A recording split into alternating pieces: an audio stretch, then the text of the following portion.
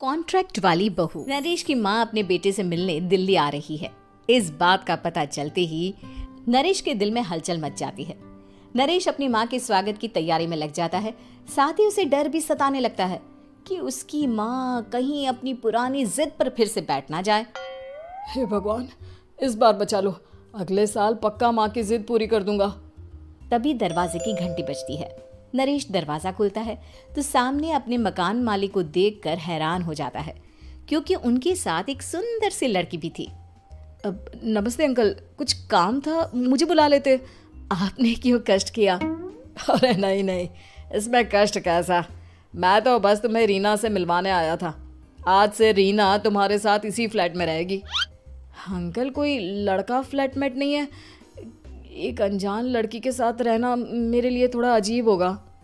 देखो नरेश, मैं तुम्हें पहले भी बता चुका हूँ कि इस फ्लैट में तुम्हें किसी ना किसी के साथ एडजस्ट करना ही होगा, या फिर तुम अकेले पूरे फ्लैट का किराया दे दो, मैं किसी को नहीं रखूंगा। नरेश अपने मकान मालिक की बात सुन के रीना के साथ रहने के लिए तैयार हो जाता है, पर अंदर ही अंदर उसे ये बात खाने लगती है कि वो अपनी माँ को क्या जवाब देगा जब उसकी माँ रीना के बारे में उसे पूछेगी। दिन बीतने लगते हैं। नरेश और रीना अच्छे दोस्त भी बन जाते हैं, पर अभी भी नरेश अपनी प्रॉब्लम का सॉल्यूशन नहीं ढूंढ पाता। एक दिन नरेश बहुत परेशान सा बैठा होता है। तभी रीना उसे पूछती है, क्या हुआ नरेश, तुम काफी परेशान लग रहे हो, सब ठीक तो है ना? हाँ सब ठीक है, बस एक छोटी सी प्रॉब्लम है। वो एक्चुअली 2 दिन बाद मेरी माँ मुझसे मिलने आ रही है। अरे तो इसमें प्रॉब्लम क्या है, ये तो खुशी की बात है। हाँ रीना, बट मेरी माँ एक जिद लेकर बैठ गई है कि मैं शादी कर लूँ, पर मैं अभी इस चीज़ के लिए तैयार नहीं हूँ। ऊपर से जब वो तुम्हें देखेगी तो 100 सवाल करेगी, क्या जवाब दूंगा? अरे इसमें कोई टेंशन वाली बात नहीं है। मेरे पास ना इस प्रॉब्लम का सलूशन है, जिससे ना तुम्हें शादी करनी पड़ेगी और ना ही तुम्हारी माँ मेरे बारे में कुछ पूछेंगी। रीना की बात सुनकर नरेश सोच में डूब जाता है। वो सोचता है कि रीना खुले ख्यालों वाली लड़की है, कहीं माँ को सच बता ना दे। नरेश को सोच में डूबा देखकर रीना कहती है, अरे क्या हुआ, किस सोच में पड़ गए? डोंट वरी, जैसा तुम सोच रहे हो ना वैसे कुछ भी नहीं है। मेरे पास एक प्लान है। मैं कुछ समझ नहीं पा रहा हूँ, कैसा प्लान? मैं समझाती हूँ। हम ना एक कॉन्ट्रैक्ट मैरिज कर लेते हैं। फिलहाल मेरे पास जॉब नहीं है, तो तुम इस रूम का किराया दे देना जब तक तुम्हारी माँ यहाँ रहेंगी, सिर्फ तब तक।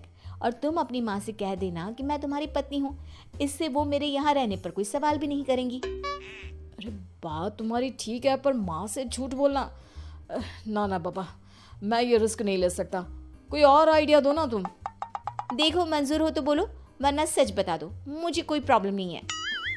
रीना की बात सुनकर नरेश सोच में डूब जाता है। बहुत सोचने के बाद जब उसे कोई रास्ता नहीं मिलता तो वो रीना के बताए हुए रास्ते पर चलने के लिए तैयार हो जाता है। वो रीना से बात करता है और अपनी माँ की पसंद और नापसंद के बारे में बताता है। रीना भी नरेश की सभी बातों को ध्यान से सुनती है, ताकि कहीं उससे कोई गलती ना हो जाए। आखिर वो दिन भी आ जाता है जब नरेश की माँ उससे मिलने दिल्ली आ जाती है। नरेश अपनी माँ को फ्लैट पर लेकर जाता है। जैसे ही नरेश की माँ फ्लैट के अंदर जाती है, रीना उसके पैर छू लेती है। ये देखकर नरेश की माँ थोड़ी घबरा जाती है और नरेश से पूछती है, अरे बेटा नरेश, ये कौन है? माँ, ये आपकी बहू रीना है। माफ़ी चाहता हूँ, सब कुछ इतनी जल्दी में हुआ कि आपको बता ही नहीं पाया, इसलिए सोचा कि क्यों ना आपको सरप्राइज दिया जाए। अरे बेटा, मैं तो बस तेरा घर बसा हुआ देखना चाहती थी। हाँ, बहुत अरमान थे अपनी इकलौते बेटी की शादी को लेकर, लेकिन कोई बात नहीं, शायद किस्मत को यही मंजूर होगा। ये कहते ही नरेश की माँ रीना को गले लगा लेती है। रीना बेटिया, मेरा बेटा ना थोड़ा नादान है, पर तुम काफ़ी समझदार लगती हो, और मैं जानती हूँ कि तुम इसका बहुत अच्छे से ध्यान रखोगी। माँ आप चिंता मत कीजिए, मैं सब संभाल लूंगी। नरेश की माँ अपने बहू और बेटे के साथ खुशी खुशी रहने लगती है। दिन बीतने लगते हैं। नरेश की माँ और रीना का रिश्ता बहुत मजबूत होता चला जाता है। वो दोनों सारा दिन एक साथ रहती और खूब बातें करती। इधर साथ रहते रहते नरेश और रीना भी एक दूसरे से प्यार करने लगते हैं। दोनों को इस बात का एहसास हो जाता है, फिर भी वो इस बात को छुपा कर ही रखते हैं। एक दिन नरेश की माँ और रीना शादी के बारे में बात करने लगते हैं। रीना बिटिया, ये तो नरेश ने मुझे बिना बताए शादी कर ली, वरना मैं तो अपनी इकलौती बेटी की शादी इतनी धूमधाम से करती कि सारी दुनिया देखती रह जाती। अच्छा माँ, आप ऐसा भी क्या करती नरेश और मेरी शादी में जो दुनिया देखती रह जाती? अरे बिटिया, एक माँ के अरमान तुम अभी नहीं समझोगी। मैं तो अपनी बहू को एक रानी की तरह लेकर आती और शादी भी बिल्कुल शाही अंदाज में करती, पर मेरे तो सारे अरमान ऐसे ही रह गए। खैर, मुझे तो अपने बेटे और बहू की खुशी चाहिए बस। ये कहते हुए नरेश की माँ की आंखों में आंसू आ जाते हैं। रीना भी ये सुनकर ख्यालों में खो जाती है, क्योंकि वो भी मन ही मन खुद को नरेश की पत्नी और उसकी माँ की बहू मानने लगी थी। शाम को जब नरेश ऑफिस से घर आता है तो रीना खुद को रोक नहीं पाती और नरेश के सामने उसकी माँ को अपने और नरेश के रिश्ते का सारा सच बता देती है। रीना की बात सुनकर नरेश की माँ दोनों से बहुत नाराज हो जाती है और घर वापस जाने की बात करने लगती है। तुम दोनों ने मुझसे सच छुपाकर बहुत ठेस पहुंचाई है मुझे।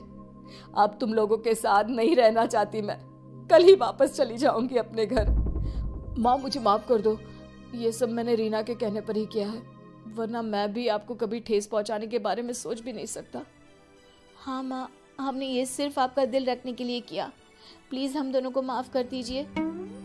तुम दोनों ने मेरे अरमानों के साथ खिलवाड़ किया है, और वैसे भी मुझे अपने बेटे के लिए एक अच्छी लड़की ढूंढनी है, इसलिए मेरा यहाँ से जाना ही बेहतर होगा।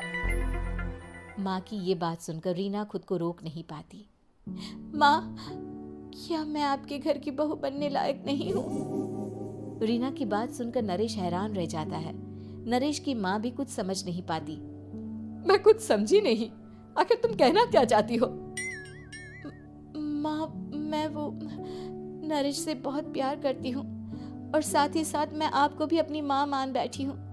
आज जब आपकी बातें सुनी तो खुद को रोक नहीं पाई, इसलिए सारा सच आपको बता दिया। रीना की बात सुनकर नरेश की माँ की आंखों में आंसू आ जाते हैं और वो अपने बेटे नरेश और रीना को गले लगा लेती है। मेरे घर की बहू तो सिर्फ रीना बिटिया ही बनेगी। मैं आज ही तुम दोनों की शादी की तारीख निकलवा दूंगी, बस एक बार तुम्हारे घर वाले मान जाए। उसी दिन रीना के माता पिता भी उनके फ्लैट पर आ जाते हैं। दोनों परिवार आपस में बैठकर बातें करते हैं और शादी के लिए राजी हो जाते हैं। रीना भी कॉन्ट्रैक्ट फाड़ देती है और कहती है, सही मायने में मैं अब बहू बनूंगी, अब तक तो सिर्फ कॉन्ट्रैक्ट वाली बहू थी। उम्मीद है कि आपको हमारी ये कहानी पसंद आई होगी। कृपया हमारे चैनल को सब्सक्राइब करें और सभी अपडेट्स के लिए बेल आइकन जरूर क्लिक करें। और हाँ, वीडियो लाइक और शेयर करना मत भूलिएगा। Bye bye.